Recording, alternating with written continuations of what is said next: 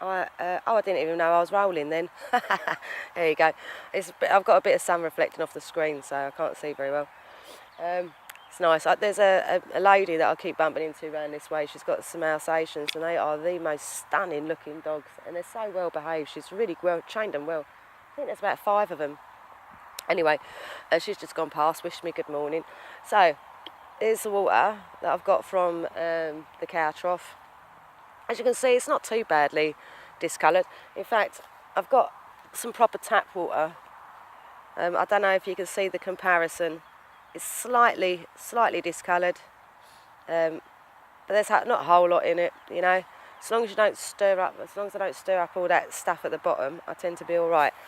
So I'm going to show you how much I trust this, because I'm going to put this into my tap water bottle. I will drink it just like that. I'll drink it straight out of this in there, like this, you know, if I want to. But it's just easier to transfer it in here, because then I've always got an empty bottle to collect. So anyway, this is how I'm going to do it, you know, just get the lid off. I can't wait to get a coffee. So you just screw that on, like so. Just open the other bottle up and squeeze it in. There we are.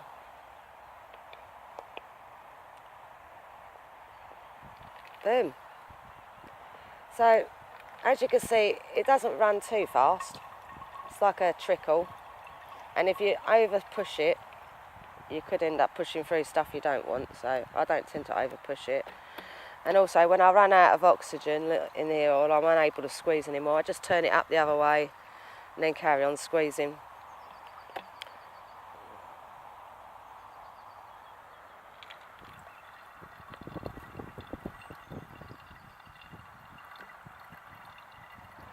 Yeah, this can be a bit of a slow job.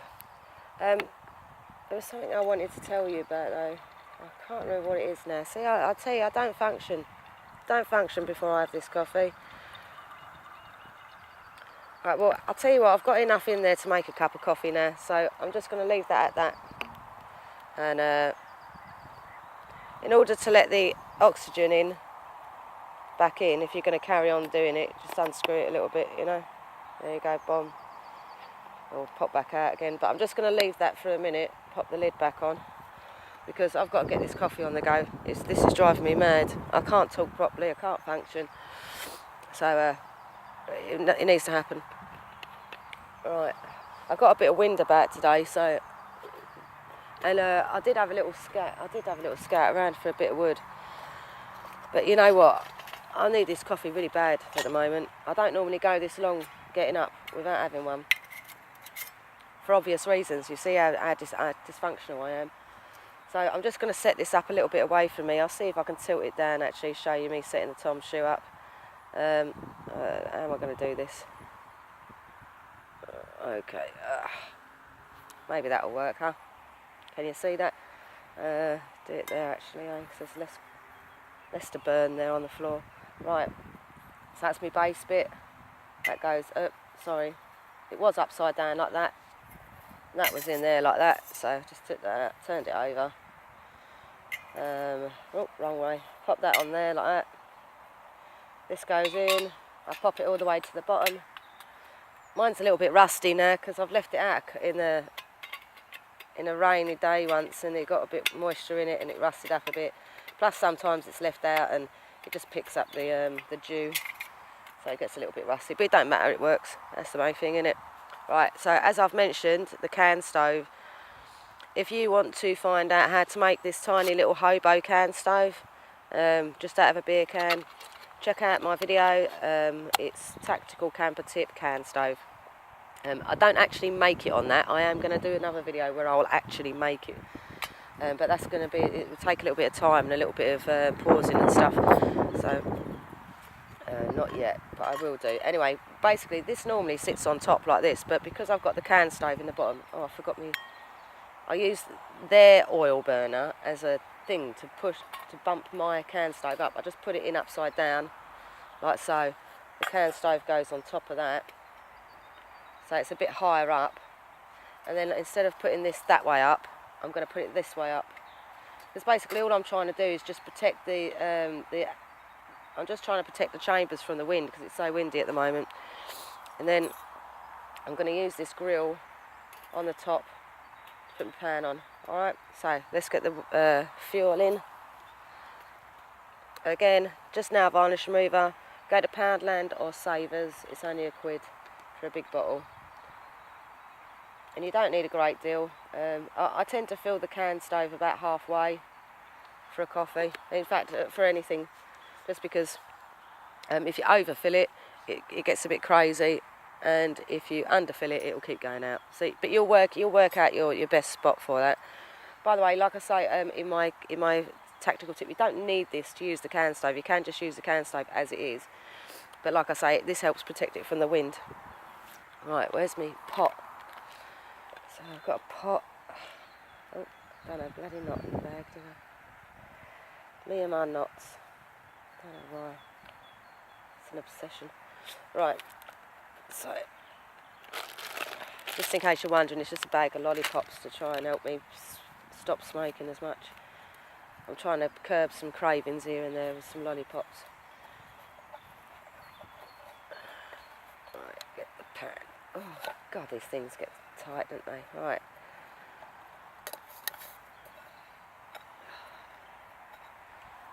Get my cow trough and my tap water in there. Now, for the record, because I use coffee whitener, I don't boil my water. I just get it to like just before boiling, really. But it's a personal preference. I just don't like it making my. I'm gonna have to move that away from me a little bit, actually. No, maybe I will move away from it a little bit. That's quite good there. Yeah, I don't like the way it makes me coffee whitener go if it's boiling water.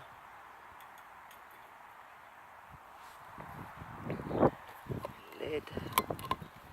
Oh, let's get a coffee on the go. Alright. There we are. The brew is on. Oh mate, I can't wait for this, I'll tell you. I don't know what it is with me in mornings. We don't function well together. Just going to do my boots up while I'm chatting to you. There was something I was thinking of I was going to tell you, and I can't think of what it was now. Ah, yeah, it was, yeah. I know, I've remembered.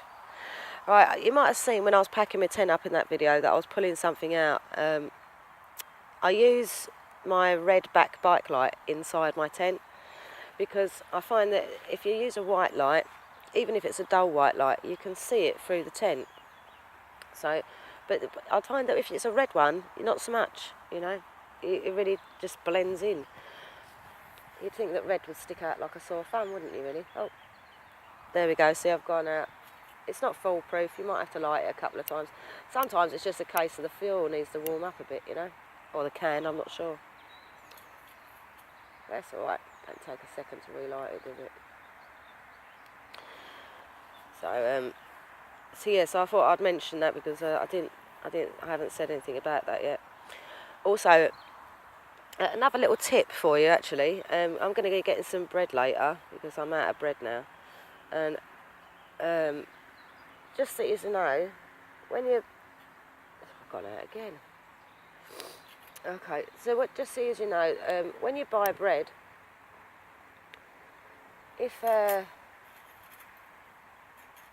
you squish the pack down, like, as long as you don't mind, as long as you're not too bothered with, if that goes out again, what I'm going to do is if it goes out again, I'm going to take out the little thing that, their oil burner, I'm going to take that out that I'm propping my can stove up so I can drop my can lower, because it's just the wind, I think we've gone out again. Yeah, right, anyway, for the bread. So what I would suggest doing with your bread, I need something to pull that out of. It's got a stick. So what I would suggest doing with your bread is, if you squish it, when you buy a loaf of bread, if you squish it and squish it and squish it and squish it, not only do you reduce the size by like more than half, so packing it's easier, but also I've got to get this out of here somewhere. My spoon's in the front of my bag, bear with me. Yeah, but not only do you reduce the size, you will also preserve the bread longer. It will stay fresher longer if you like. It was squished, maybe, yeah. But what it is because you're pushing all the air out of it, aren't you? And of course the air is what's making it go stale quick. So if you're pushing all the air out of it, not only does your bread last a lot longer, but you'll also find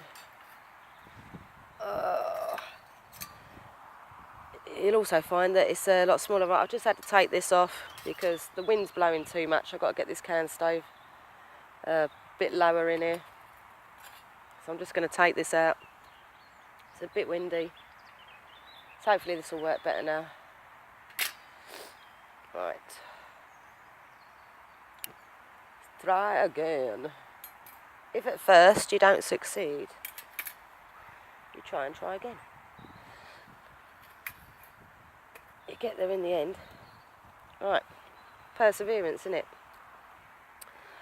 Yeah, so just as a little tip, like if you're going to buy bread, it's a good way to keep it, you know, squish it down. And let's face it, bread's bread. I don't care if it's flat. So long as I can put something on it or between it, that's good enough for me. So yeah, here we go. I'm staying alight for a bit longer now. Hopefully, because bloody brew will be ready soon. I am so gasping for a coffee. But yeah, the reason I'm kind of doing these little things is I've had a couple of people ask me or mention that they'd like to see my sort of just my day-to-day things, what I do. So the only way I'm going to be able to do, I mean, clearly I can't take you through a whole day on this phone. First of all, the battery wouldn't take it. Second of all, you know, I need two hands a lot of the time, and I ain't got like I've only got a phone and some rudimentary little phone holder thing that I've made out of some snare wire that I'm attaching to different things like bags and trees and stuff. So, so I'm just getting this thing together. So what I do with my coffee as well, just to reduce size, really, if I'm on the move. If I'm not on the move, I won't worry about things like this because I've got a little larder and I hide my stuff in the woods. But if I'm on the move, I don't know if you can see in there, there's coffee and coffee whitener mixed together.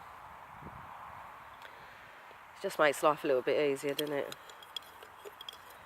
So I'll have 1, 2 of those and 1 sugar.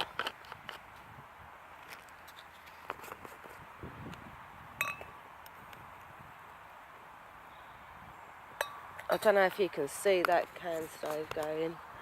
It's a bit hard to make the flames out because it's fuel, but every now and then the flames are really reaching out a bit. It's the wind, isn't it? You know, it gives it oxygen and kaboom!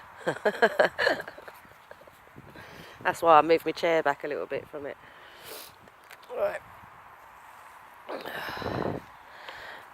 So yeah, the lady with her Alsatians, because she's seen me a few times around here, you know, she said to her, I'm just making a YouTube clip about how to filter the water from the cow trough.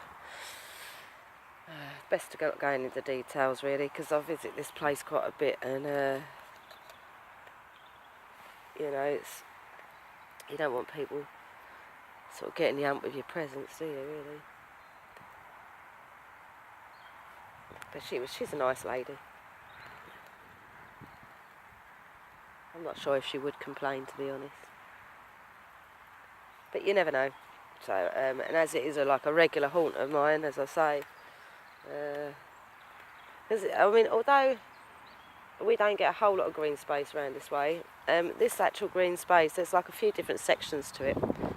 So, you know, you might see me in one section once, and then I'm in another section the next, and thankfully it's very easy to hide around here.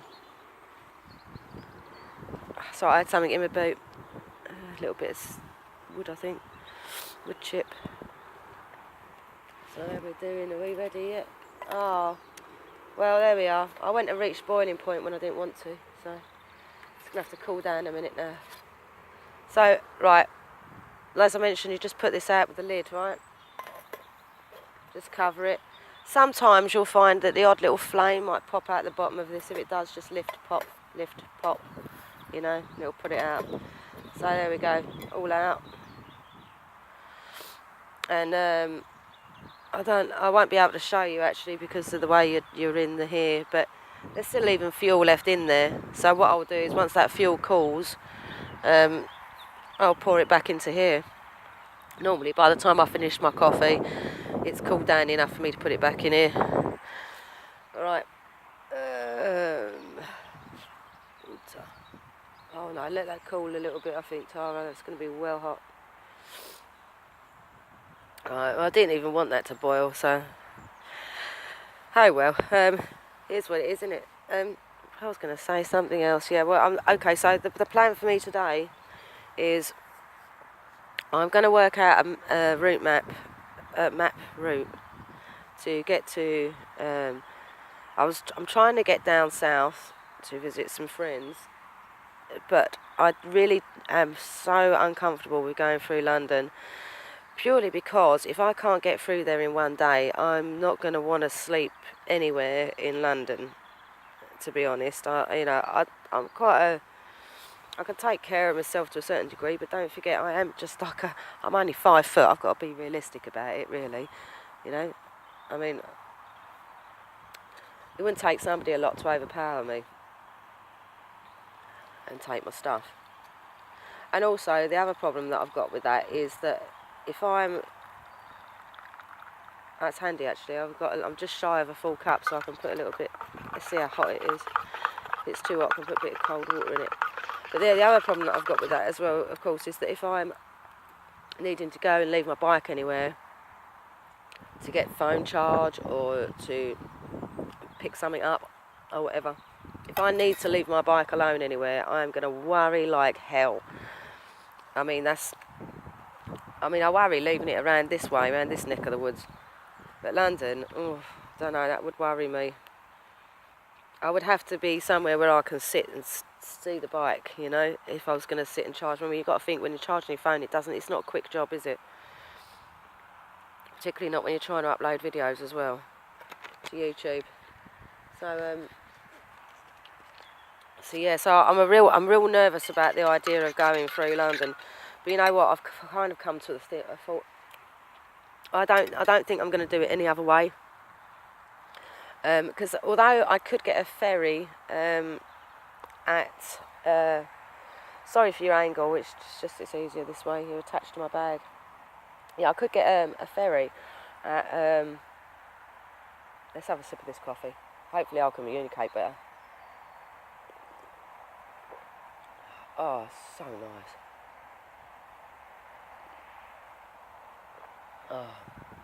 Oh, God, I love coffee. I was talking about, boat, wind, sorry. There is a little ferry boat that goes across from Gravesend, which is sort of much closer to me and would be much easier to get to. Problem is it doesn't look like it's going to take the bike. I don't remember, I've used that ferry before and I don't remember seeing any bikes on there. And when they call it a ferry, it's more of a teeny tiny little boat, to be honest. It's like a little tour boat, so I don't think it's going to work for the bike. So I'm thinking that what I might have to do is just go through London and just don't stop. Just don't stop, just keep on riding until I get out of London, across the bridge and over the other side. Hopefully find somewhere, but that's going to be a hellish day. I will be absolutely knackered. So I can't think of anywhere that I would feel comfortable staying in London. I wouldn't want to be in a park or anything like that. So it's definitely not going to happen. Okay, I'm going to relent and I'm going to have a cigarette. You don't want to see me smoking, so I'm going to say goodbye. But if anyone, basically what I'm going to be doing is heading sort of either A127 direction. No, probably A13, isn't it, really, London? A13 way. And I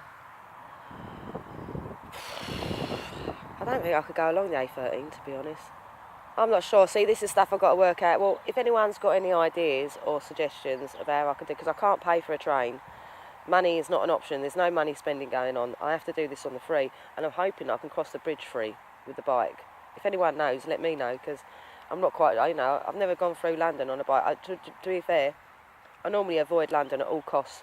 at all times. I don't like London. Clearly I don't like cities, otherwise I wouldn't be living like this. Anyway, so if anyone's got any suggestions, or or if anyone knows a good route or a good way, or I don't know, any help out there, please do comment, do get in touch. I do read all my comments always, and I try to reply to everyone. So yeah, do let me know. All right, catch you later, taters.